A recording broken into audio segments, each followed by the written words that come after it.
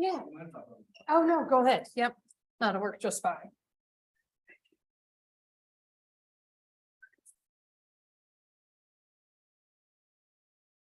I think I might have said this before, but mine just won't charge at all anymore, so I feel your pain.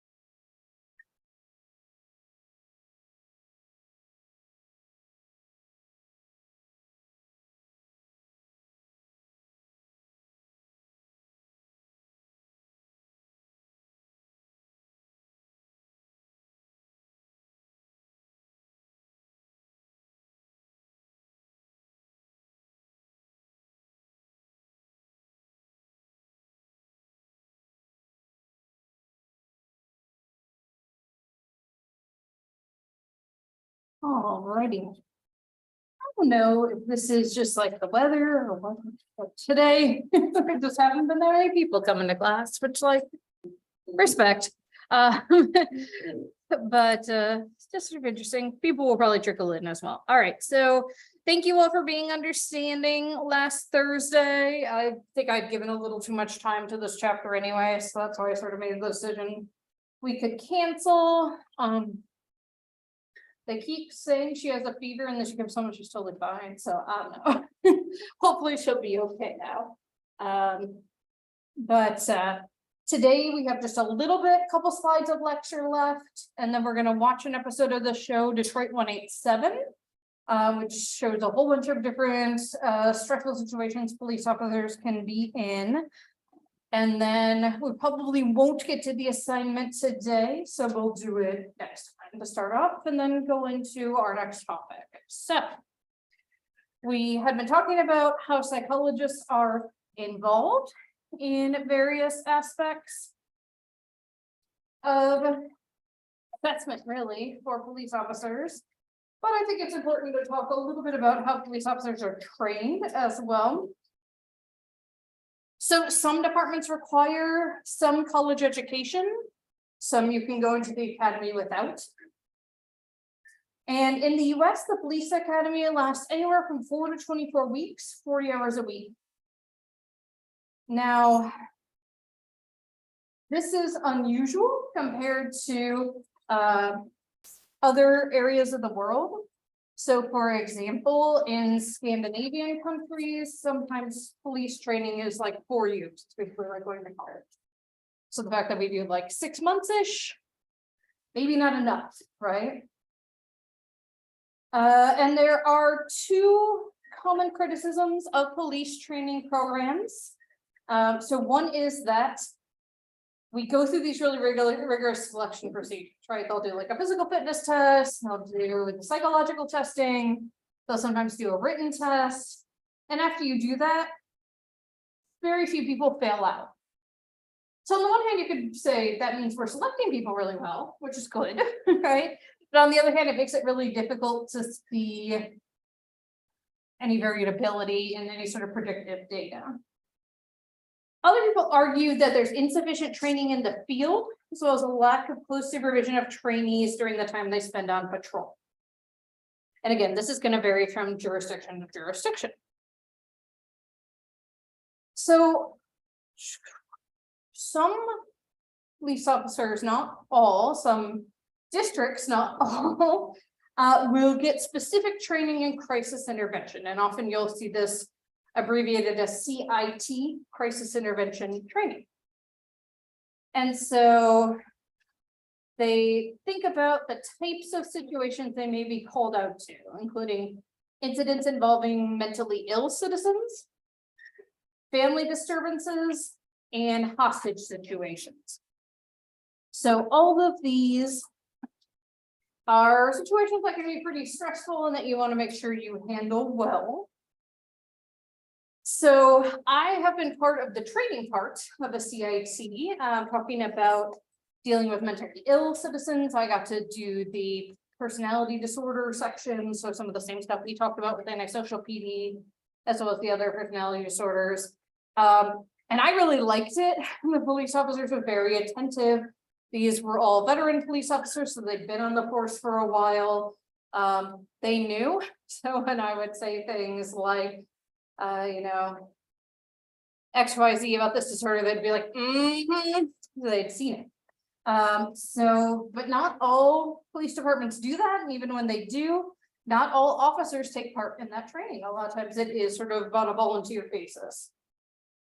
So one of the consequences of deinstitutionalization, of no longer having these state hospitals that people with severe mental illness spend the rest of their lives in, is that supervising people with mental illness becomes the jurisdiction of the police, which is definitely problematic from a mental health standpoint, right? Like, they're not people who are trained in therapy or treatment.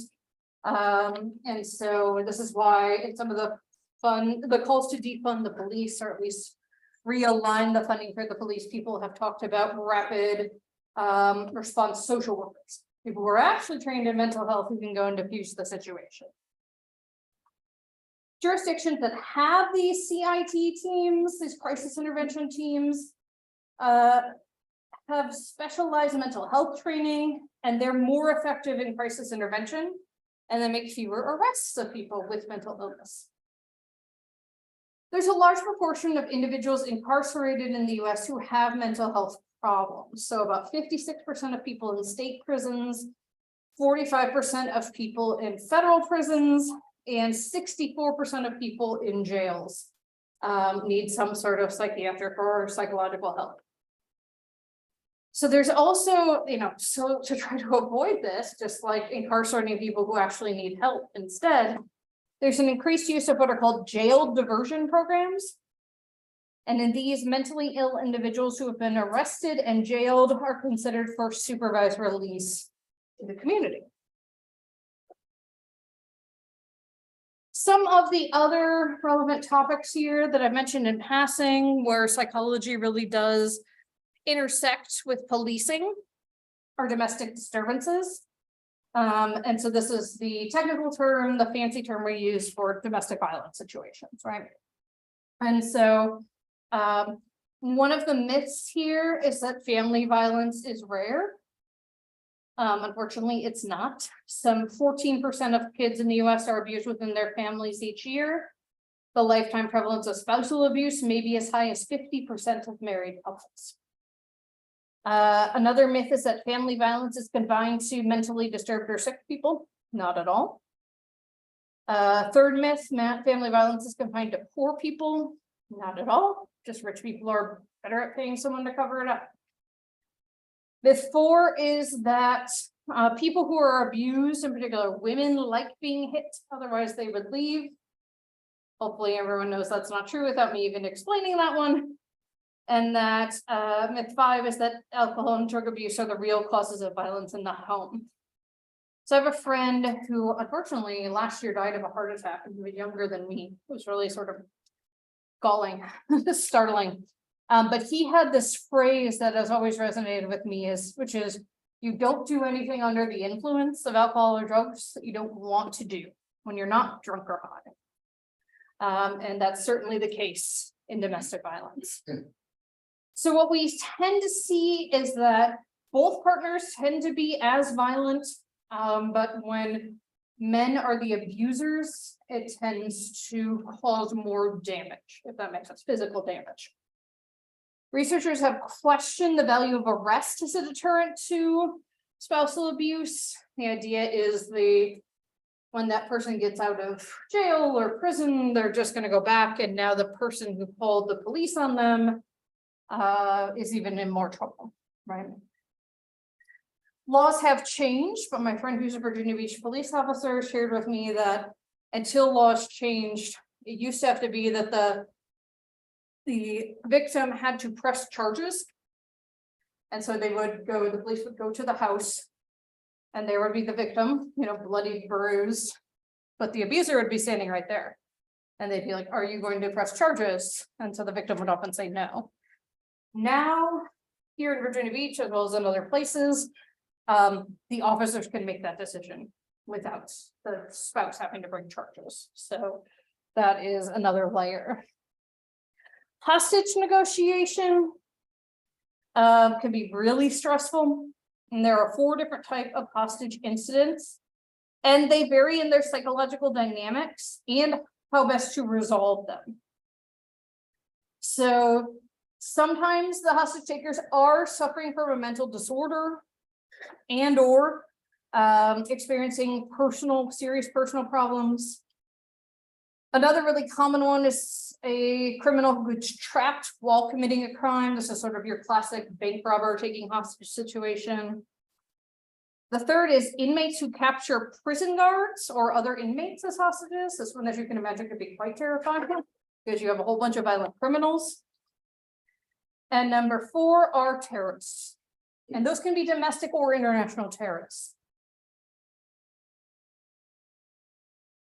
Successful hostage negotiators make contact with hostage takers in as non-threatening a manner as possible, and then try to maintain communication. That can be the struggle. They isolate the hostage taker from the outside communication in order to foster their dependency on the negotiator. You only talk to me. I'm the one who can get you what you need. The negotiator then tries to reduce hostage takers' fears and tensions so they will be more willing to agree to a reasonable solution. And in many hostage situations, a strong sense of psychological togetherness and mutual dependency can develop. And this has been referred to as Stockholm syndrome. So police stress, certainly in any high danger job, high stress job, you can develop a whole host of things. And according to studies of police stress, the following 3 categories are most common. Physical and psychological threats, so being attacked. Evaluation systems, so getting negative press accounts, negative evaluations by your superior officer, and then organizational problems and lack of support, bureaucratic hassles. In order to get the resources you need, you've got to jump through a whole bunch of red tape. Stressful working conditions can also lead to burnout, and burnout is something I think a lot of us have experienced in general, but also particularly during the last 3 years during the pandemic, right? And burnout is a syndrome of emotional exhaustion, depersonalization, and reduced personal accomplishment that can occur among individuals who work with people in some capacity. So in particular, people like police officers, doctors, social workers, therapists, things along those lines, teachers.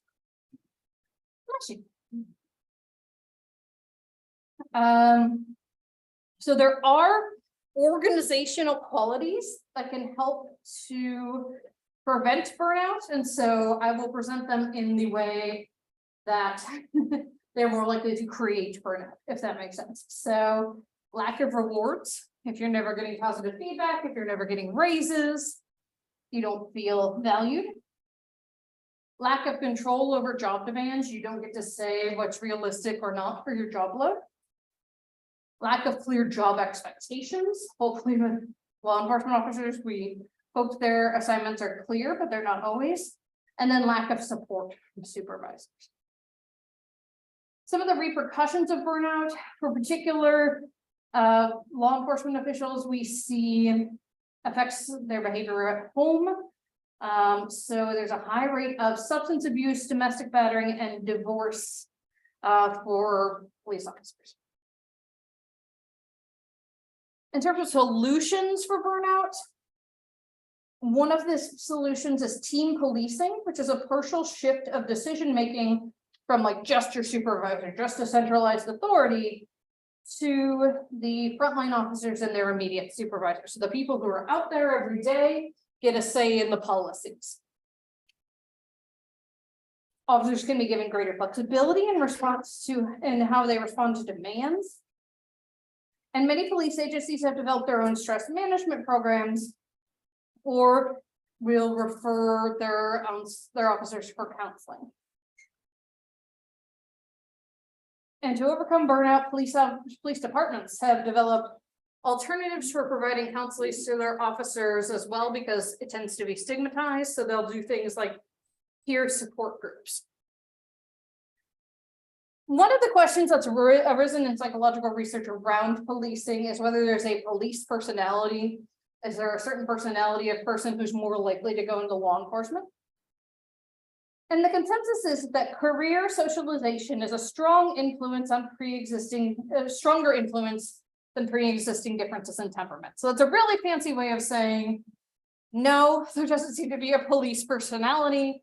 It's how you're socialized, how you become part of the culture when you get in there. This is true for sort of any in-group, where it becomes the in-group matters more than any sort of public good, if that makes sense. Some psychologists, however, have identified clusters of personality traits that characterize police officers. Cluster 1 includes traits of isolation and secrecy. This is sometimes referred to as the blue wall of silence, wherein officers will protect each other at all costs because they sort of buy into this idea of the brotherhood, and that's more important than anything else. And then cluster 2 includes the qualities of authoritarianism, status concerns, and violence. And obviously this is where it gets even more scary. Police officers do tend to be politically conservative. They tend to be conventional, very loyal to one another, and concerned with assertively maintaining the status quo. They tend to be authoritarian, have a preference for order and security. I mean, that one's not surprising. And a desire to provide social services to others. Many studies indicate that as a group, police officers are generally healthy in their adjustment, but have a highly stressful occupation that can lead to other issues. Now, one of the things that's really been pushed in the past 25 to 30 years is community-based policing and police community relations. And this is partially in response to the fact that citizens groups have been increasingly critical of the police, and for very justified reasons, right? Killing of unarmed people, particularly people of color. In our country, it tends to be Black, African-American individuals. In other places, it tends to be whoever's marginalized the most, Indigenous peoples, for example, in Australia. And so in community-based policing, what police officers try to do is develop a proactive problem-solving approach with active collaboration from local citizens who support the police in the neighborhoods. So just one example from Chicago, which was always held up as like the worst example of crime ever. I mean, it has bad crime, but most major cities do, right? So they'll do an orientation, they'll develop partnership with community organizations for fighting crime. They will have what they refer to as increased geographic responsibility, which is officers will rarely walk the same beat. So they'll get to know the people in the neighborhood. They'll have a structured team response to calls for police service. So emergency calls being handled by a team rather than one officer. A proactive problem-oriented approach. So if a citizen comes to them, they're not just going to blow them off. Brokering more community resources for crime prevention. And trying to analyze crime problems and sort of look at patterns and stop things when they can. So 2/3 of all local police departments and over half the sheriff's offices in the US have some sort of community-based policing policies. Some with community policing report large improvements in the public's attitude towards the police departments, but also, maybe more importantly, sizable reductions in rates of serious crimes, but that's only in some cases. Community policing is associated with greater self-protection efforts, lower fear of crime, and stronger feelings of attachment to the community itself. Alrighty, and a lot of what we just talked about is going to be in this episode. So this is a show called Detroit 187. And it was on, I think, for less than a season. Not many people have heard of it. But the pilot happens to be obviously very dramatized, but also nice illustration of a lot of the topics we just talked about. So hang on just a sec. I'm going to pay attention to what I'm doing and turn the captions off. There we go. Um, and so some people criticize the acting, fair, but just sort of watch and see, you know, what that we've talked about as being covered here. Adriana, would you mind grabbing the light for me? Awesome, thank you. And this worked before class. People on Zoom, just heads up. In the past, when I've shown things off Amazon, people on Zoom can sometimes hear but not see it. So I don't know if that will be the case today. Detroit, Michigan, birthplace of Motown and once the heart of the automobile industry. Now, it has one of the highest murder rates in the country. For the men and women of Detroit's homicide unit. Oh, and I should say why I'm interested in this show. I'm from the Detroit area originally. I grew up in the suburbs, but Detroit is sort of my home city. And so that was especially intriguing to me. Every life counts, and every murder tells a story. People keep on learning. Due date was last week, so my first day on homicide could be his first day in the world. Crazy. Yeah. And I'll know when he comes, because I got this ringtone. Most beautiful song in the world. Ain't it, Pop? Top 442, this is dispatch. Please respond to a double homicide on the east side, Millis Pharmacy. This is Fitch, copy that. I used to patrol the east side in uniform, so coming out here in my first homicide, kind of poetic. And with you, highest closure rate in the unit. Look, I'm here to serve and observe, learning the ropes and taking notes.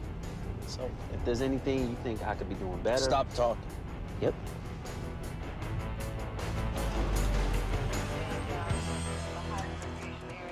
Ready?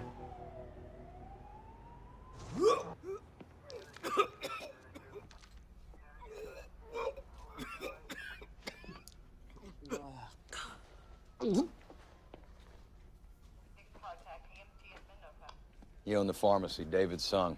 Shot once in the head. Sneaker prints in the blood here. Unless one of your guys was wearing high tops. Should be our shooter. Second victim's behind the counter. Shannon Berg, 28, worked the late shift. Gave her time to study.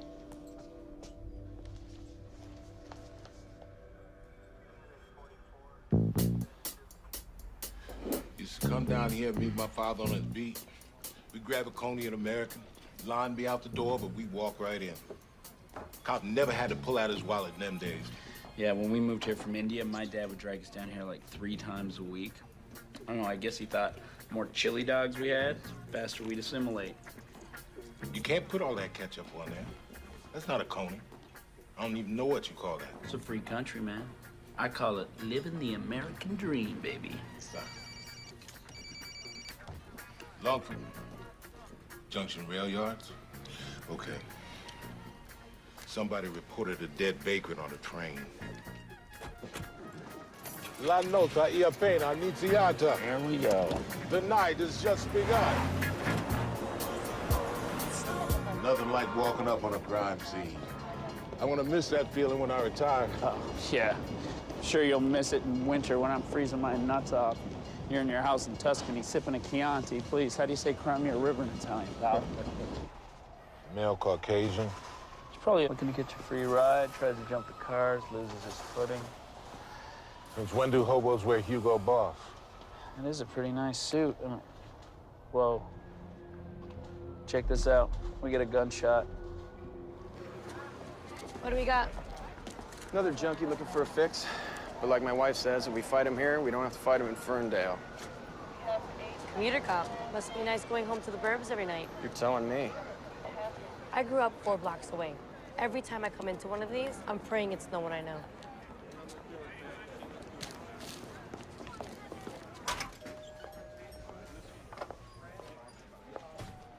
Uh-huh. Your shooter must have been jonesing pretty bad. He threw up everywhere. That wasn't the shooter.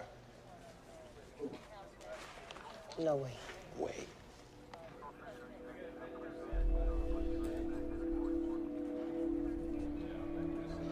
Last credit card transaction was authorized at 8:23 p.m. Cardholder says everything was normal when she left. The 911 call came in at 8:47. 24-minute window. Yeah. 2 cases of OxyContin missing. Looks like a drug robbery gone bad. Male was shot once in the head. Female victim was shot 5 times. Maybe the guy was high. Why doesn't she run? She had to have seen what happened. She knew him. She was trying to reason with him. He came for her.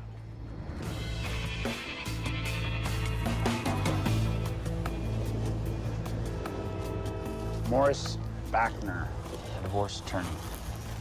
Yeah, they tend to create a lot of angry people. Question is, where was he shot? How'd he end up on this train?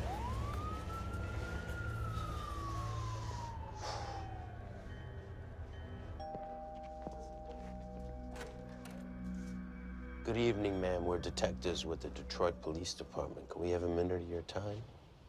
So you're her mother-in-law? Ex. She and my son divorced about 2 years ago. She kept his name. But Shannon lives here with you? With the kids. Honey, it's okay. Just go back to bed. I'll be there in a little. It's okay. Go check on your sister.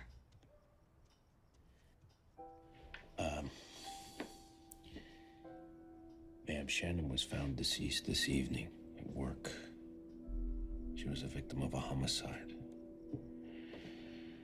I know this must be incredibly difficult, but I'm gonna have to ask you a few questions. Okay? Are you aware of anyone who'd want to harm Shannon? No? No.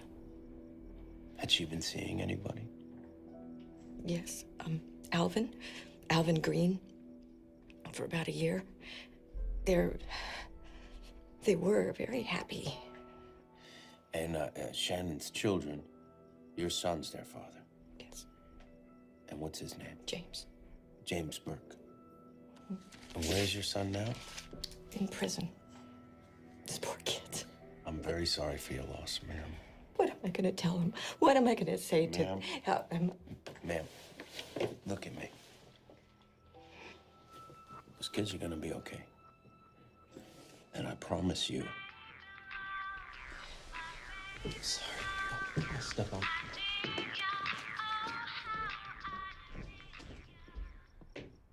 No, I'm not mad, baby. I want you to call me. It's just, I was in the middle of something, and, you know, next time it'll be for real, for sure. Okay, love you too. Bye. I can't work like this. Okay, this clown is taking cell phone calls in the middle of death notifications.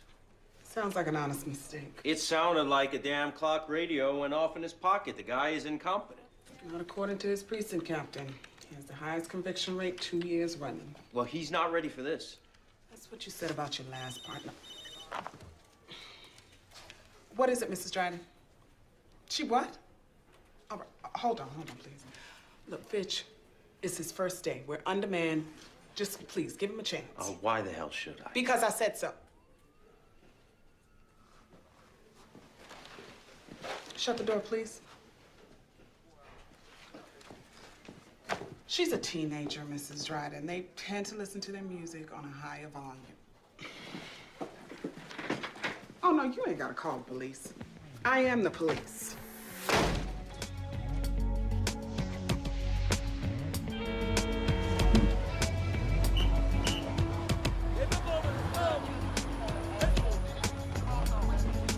'67 Mustang. She's a classic. Rear end damage. Looks like our divorce attorney was in a collision. Doesn't seem to be any blood in the vehicle. So somehow this guy gets shot and ends up on a train. That's crazy. Yeah, there was an incident last night out on the road. What kind of incident? Wait a minute. Is this the bridge? You rolled that back to last night?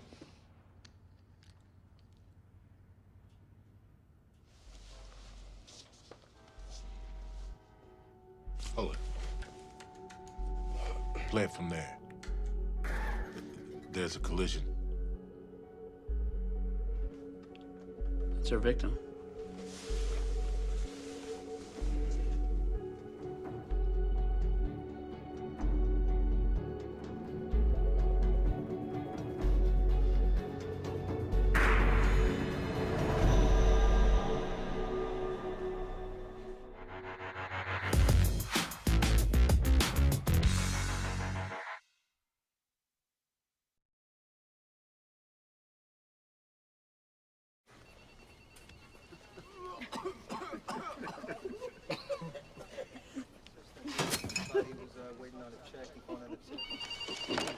Washington.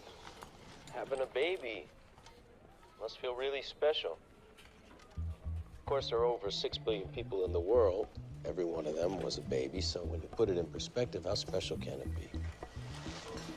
We've had serious infertility issues, so... And I'm moved. I truly am moved. But if that cell phone goes off in my presence again, you're gonna have serious career issues. Also, I don't like you very much.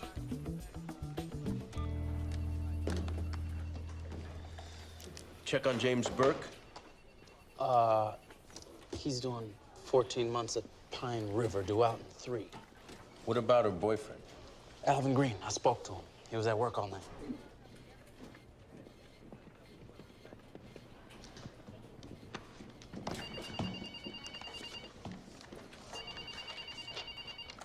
Sanchez.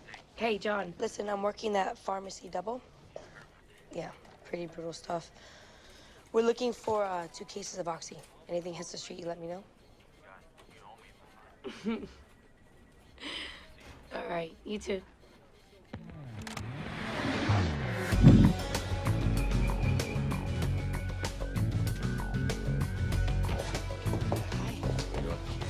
Where on your face? Oh, I was going after the jammer, but the 4 crossed over and C blocked me. Total rink rash. Roller derby. Oh, yeah. Bounced around in there, but I found it hiding in the peritoneal cavity.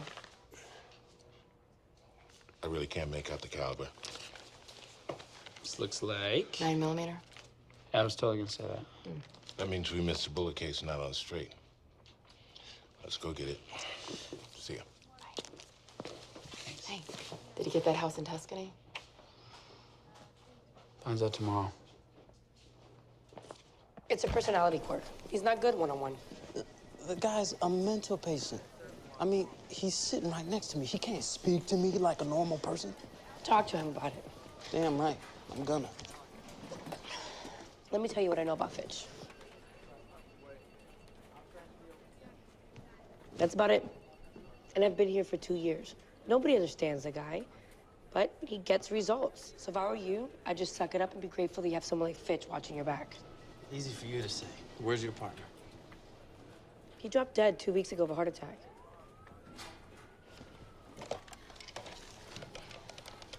Sorry, I didn't. Oh, wait, here we go. I got it. Nope. Strike that. It's 45.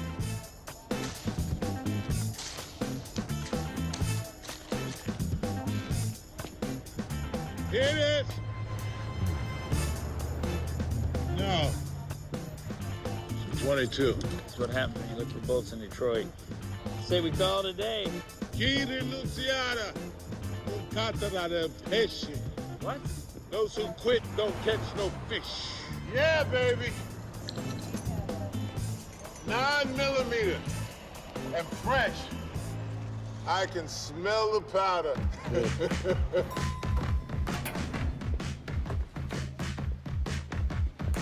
All right. If it isn't the model officer, literally. Mr. February. Hey, that was for charity. You know that. February. Isn't that the shortest month? You want to give me a break? Brought you a present. Marcus Mosier. Thank you.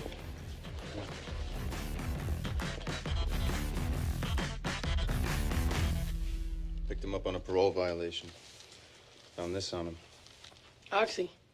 Yeah, serial matches the same bag stolen from the pharmacy. See? I told you it was a drug thing. Let's find out, shall we?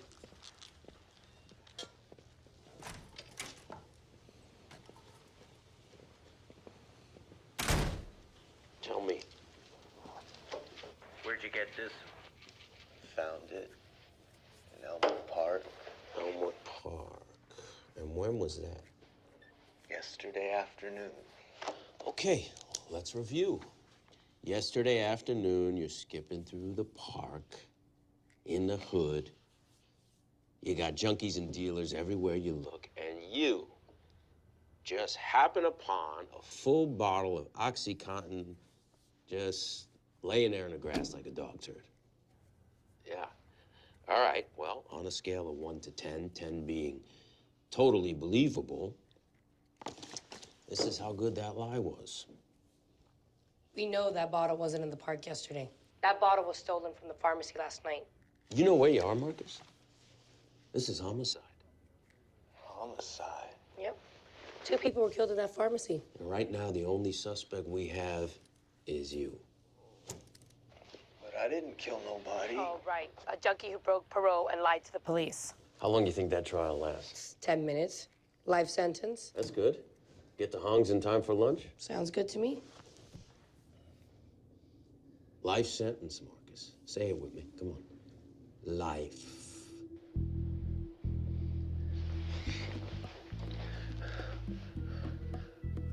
All right, straight up. Pooch sold it to me. Where do we find him? You gotta call him. What's his number? I don't know. I wrote it down on a napkin. I swear I don't have On his arm. There's something on his arm.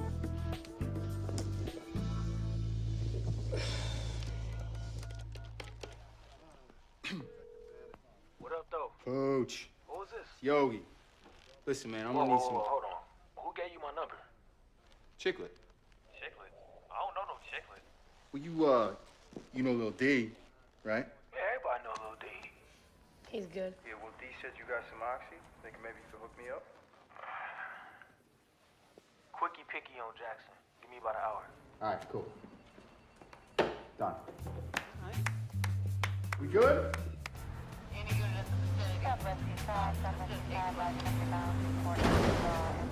Units be advised, we got a suspicious vehicle heading southbound. Edgewood, 2-minute watch in the car.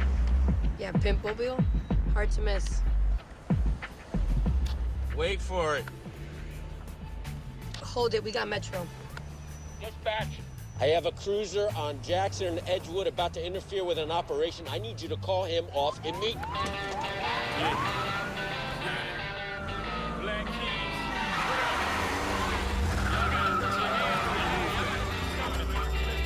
Right there, let me see it. Come on, get them drive. Hands up.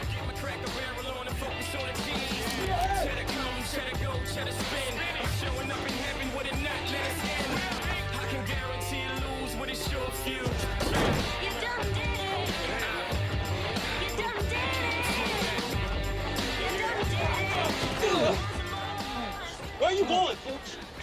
Man, I don't even know no Pooch. Really? Why is his name tattooed on your neck? Cause that's my mama's name, man. Yeah, give me your hand. Come here. Is that your phone? Watch out, man.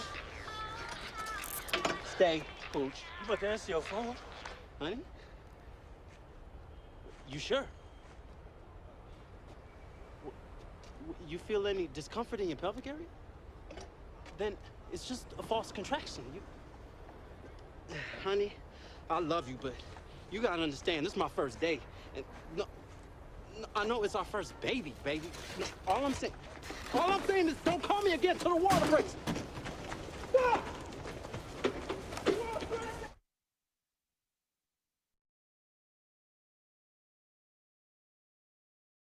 Driver was a minor. We couldn't hold him. It's all up to you, Buckaroo. Oh, I don't know. I mean, I haven't really... Your collar, your interview. Okay. All right, I'm gonna slay this fool.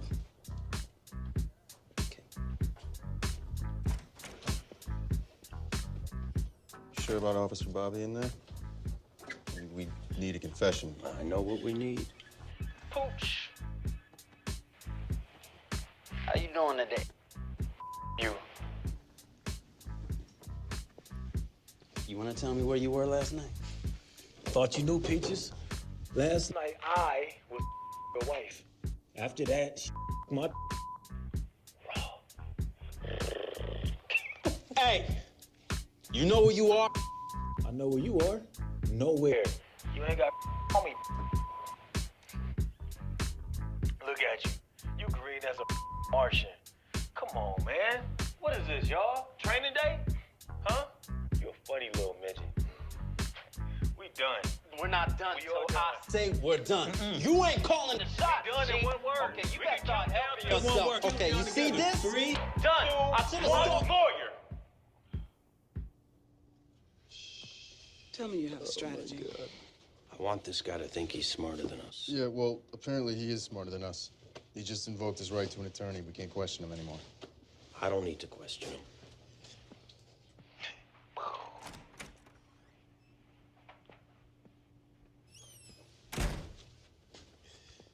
Awesome, man. Textbook. Good job. You're not a lawyer.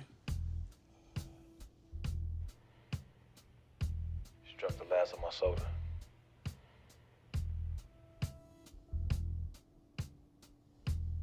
Oh, what is this, a silent treatment? You wanna have a staring contest with me?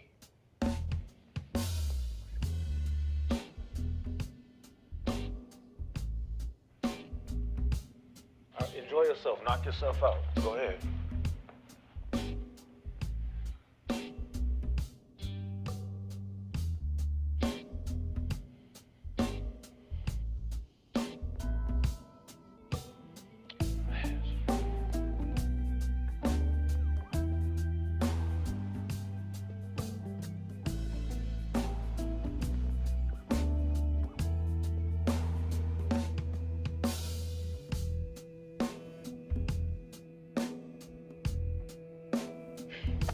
All right, dude, you're freaking me out. If you're gonna charge me, then charge me. This is not where I was supposed to end up in life. You got that badge and that little cheap tie, then you can do whatever you wanna do. Christmas morning, we took that 4-hour drive up to the county pen. Old man comes up to the window, and guess what he say? Stay in school, son. Stay in school. I'm not gonna cry. That's what I'm not gonna do right now. I'm not gonna cry. You understand me? I'm not gonna sit here and have a pity party for myself and all that and break down in front of you because you don't even really care. I can see it in your eyes, you don't really care, but I feel like you do. I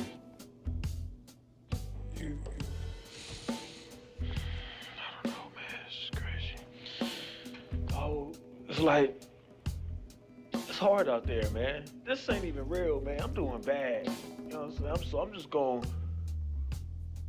I'm just gonna keep it real. I'm just gonna be straight. I'm gonna tell you right now. I took the oxys. I took them. I went in the store and I took the Oxycontins. I'm sorry, Daddy, but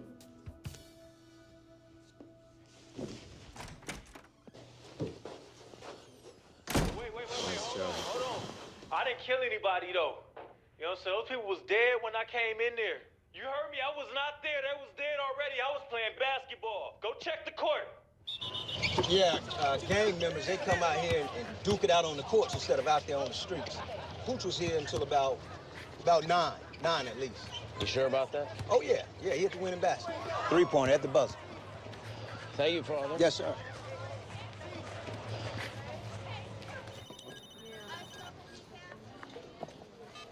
Washington. I lost control of that interview. It's not about what you know. It's about what they think you know. The more you lose your cool, the more they know that you don't know nothing. Hold on a second. Pass the half and half, please. Thank you. Control is everything. If you can't handle a suspect, you ask for help. Don't ever forget that.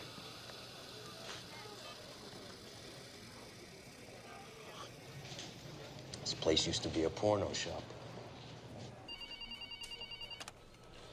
Come on, John. Hey, we found a print on that shell casing. Check your inbox. Okay, I got it. Thanks. Hey, there's our shooter, James Burke, 28. Wasn't that the victim sent me the pharmacy dope? Shannon Burke. Yeah.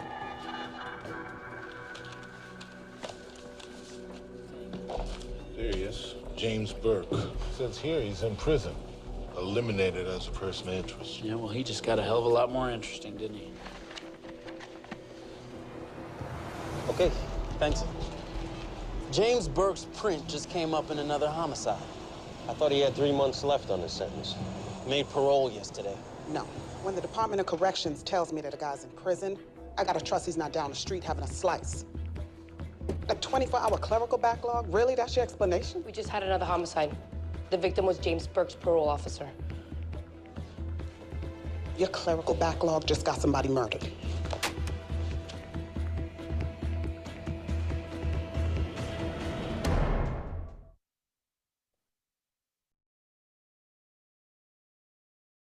"7:13 last night, James Burke tracks down his ex-wife's divorce attorney, Morris Bach. Rams him on a bridge, shoots him. Victim falls onto a passing train, winds up in the rail yards 3 hours later. Okay, so then around 8:30 p.m., Burke enters Miller's pharmacy.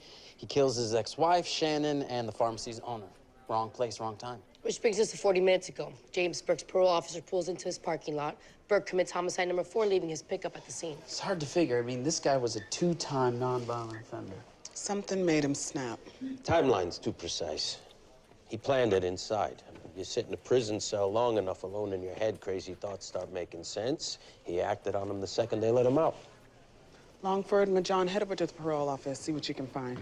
Sanchez, distribute his photo to all of Detroit PT. I want every uniform on the street looking for this man. James Stanley Burke, wanted in multiple homicides. 34 years old. 5'7", brown hair, brown eye. Male white, 5'7", 160. James Stanley Burke, White, 5'7", suspect should be considered armed and dangerous. Files just came over from the attorney's office. Shannon was granted sole custody of the 2 children. Parole officer testified at the hearing. Probably sealed the deal. Burke's getting his revenge. Fitch. We found an old family photo with Burke's truck. It's of James, Shannon, and the kids, and there's writing on the back, and all it says is "Together Forever." James Burke's trying to get his family back. And why would he kill his wife? Murder, suicide. It's the only way they can all be together. He's going after the kids. Did you see Mrs. Burke today? Jane left the kids early this morning. Said she needed help looking after the kids. Did she say where they were going? No, but Shannon's boyfriend, Alvin, he would know. He came and helped her with their bags. Thank you very much, bro. 145 Trent Avenue. It's all the way across town. We don't got time. Majan, you still at the parole office? How quickly can you get to Alvin Green's house?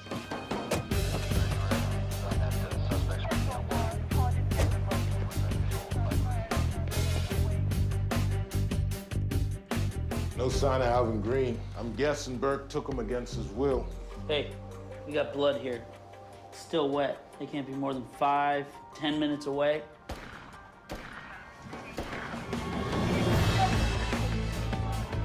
He ran the light and hit me. Calm down, sir. All right, I get out to see if he okay. He starts shooting Can you give a description? White and crazy. It was the same car my son drives, a beige neon. Beige. And only one of those fools was white.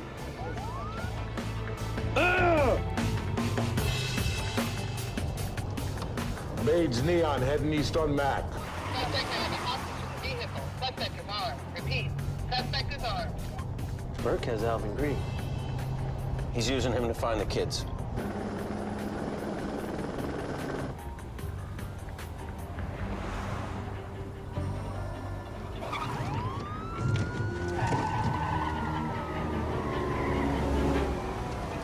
I got a beige neon heading east on Tempo approaching Cass. Copy that. All units, we have a Tempo approaching Cass. Lightning plate, Lincoln, 6 bearing 5.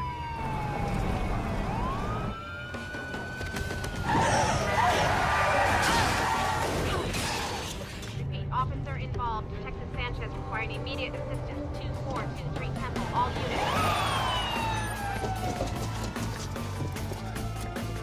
I need an ambulance on the 2400 block. You okay? I think I'm okay. Okay, hang on. I can't breathe in here. I know. Watch out. Okay, it's gonna be glass.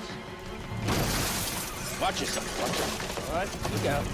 Okay, watch it.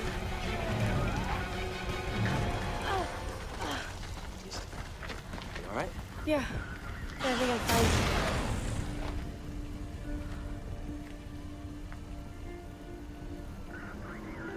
Got some lint.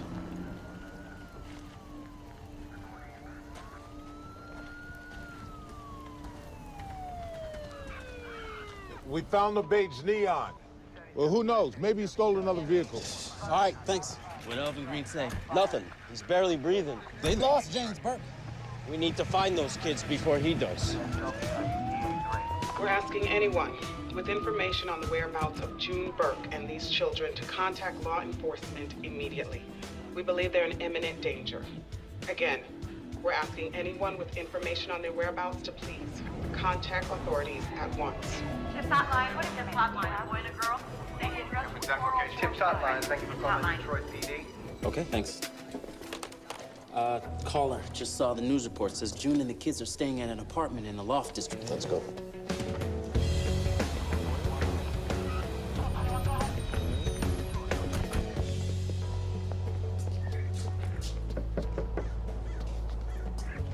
Mrs. Burke, it's Detective Fitch. Get up!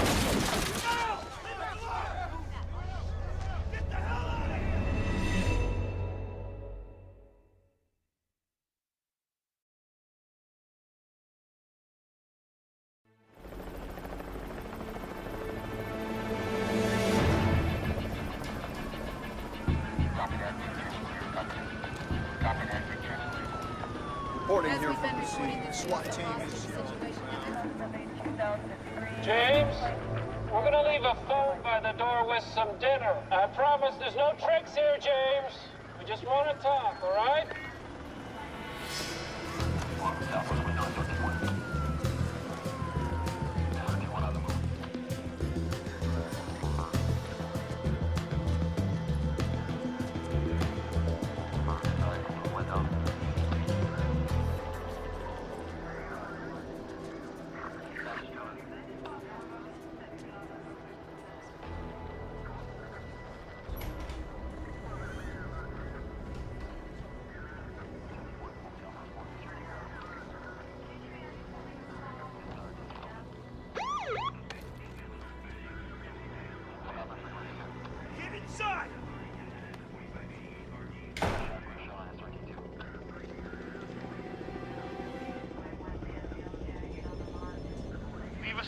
James, I can't do that until those kids of yours are safe. Can't you see what you're doing to these children? That's his mother. Did you sit down, too? She isn't helping any. Just go away. They're gonna be with me forever. It's over. This isn't working. Let me do my thing, all right, Detective? Great. There's your phone. Hey, are we forgetting what happened the last time you knocked on that door? I'm not wearing them.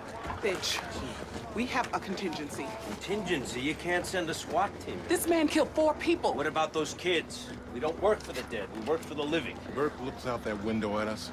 How you think he sees us ending? Maybe Fitch can talk him down.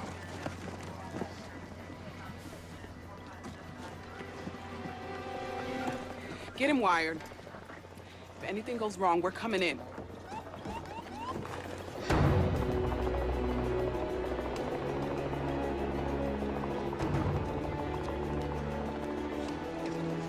Lieutenant? James.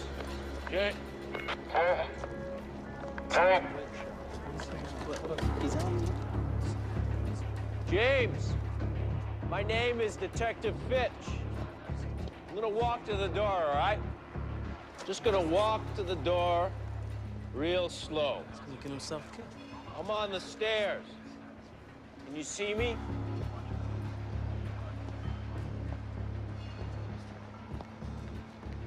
I'm at the door and I'm gonna come in.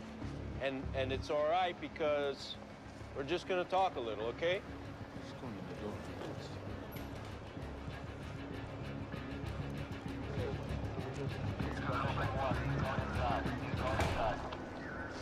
This is crazy.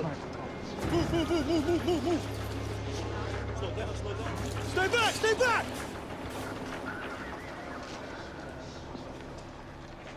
Hey, James, why don't we put the gun down? Not too late.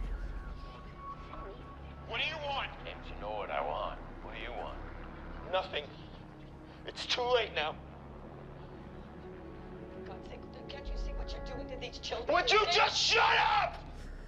Why don't we put the gun down? All right? Not too late. You don't know. I do know.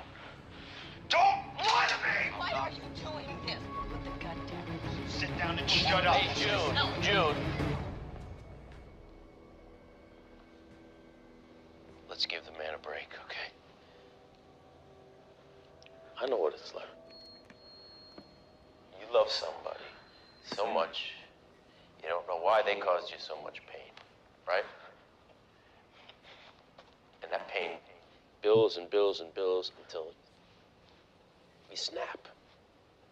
It's like you're a passenger, right? You're in a car that's speeding out of control, but then you wake up and it's you behind the wheel, and it's you who did these things. I did things, James. I hurt people. I hurt my wife. I hurt my kids.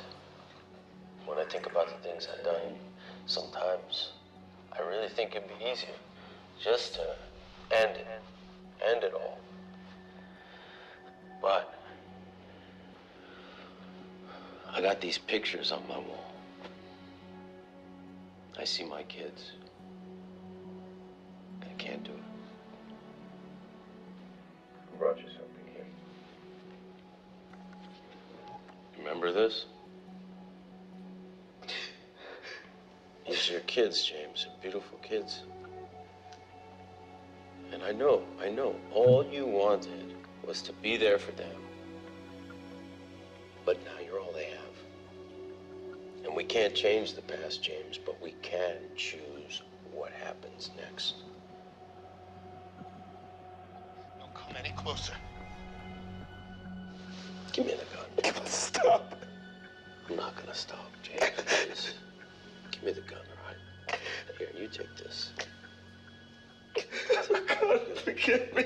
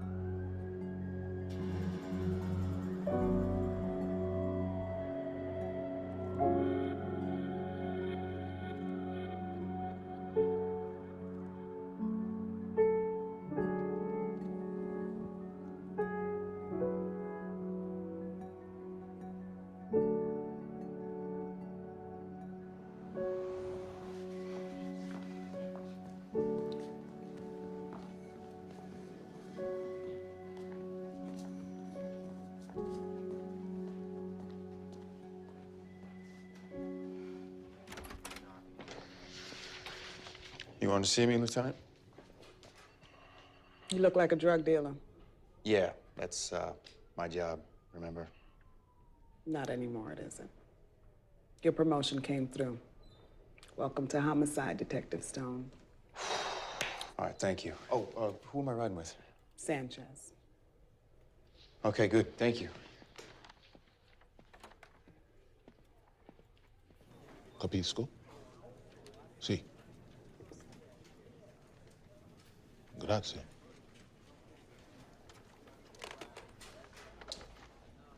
So, what's up, partner? You didn't get the house. No.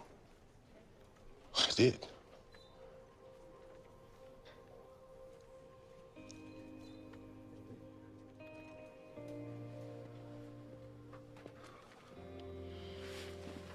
Hell of a first day, huh? Every day feels like the first. That's one of the perks about working homicide. It never gets old.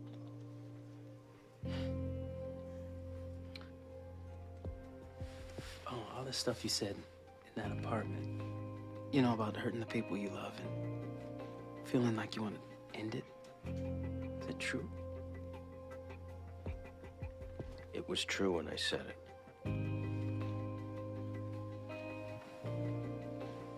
Get them solved. Make room for the next one. We might be the last assembly line in Detroit.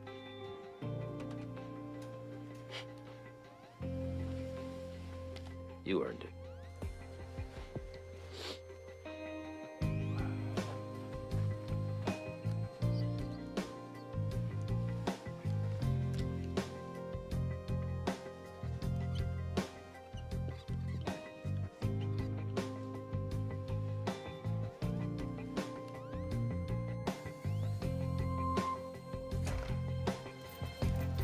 Got one for lockup.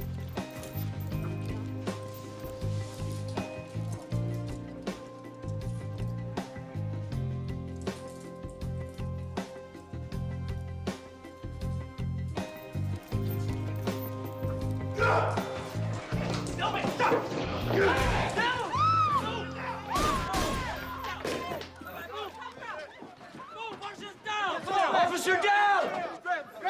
Get some help!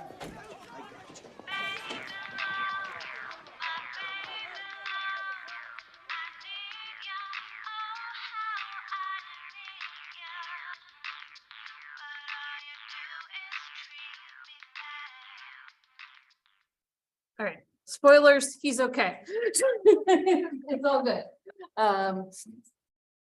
Yeah, he ends up having been shot and is wounded clearly, but is fine. So yeah, I think rather than trying to like squeeze the assignment in, we'll just do it next time. So we'll go ahead and wrap up a few minutes early today. But be thinking about what we've talked about and how it was portrayed in this particular episode, and I'll see y'all on Thursday.